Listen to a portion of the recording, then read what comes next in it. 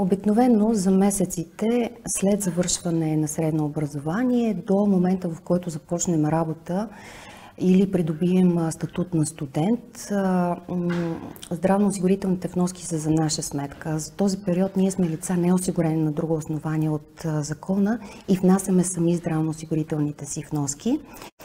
А другото, което трябва да знаем, разбира се, след като имаме задължителна вноска, какъв е срока за внасянето и това е до 25-то число на месеца, следващ месеца, за което се отнася тази вноска.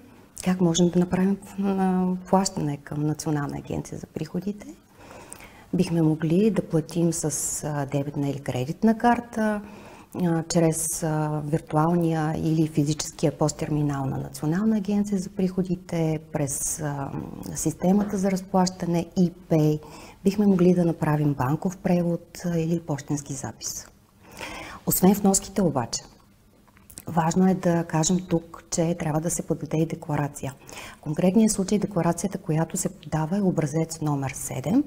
За нея това, което можем да кажем е, че също има срок за подаване и това е до 25-то число на месеца, следващ месеца, през който е възникнало задължението за внасяне на здравните вноски по този ред. Декларацията се подава еднократно. Може да бъде подадена както по електронен път, така и на хартиен носител, като тогава, когато подаваме по електронен път, ще ни е необходимо да разполагаме и с персонален идентификационен код на Национална агенция за приходите или електронен подпис. Хартиеният носител можем да подадем на място във всеки от офисите на Националната агенция за приходите, както и да изпратим по почтата до адреса на обслужващия офис. Откъде можем да намерим бланката?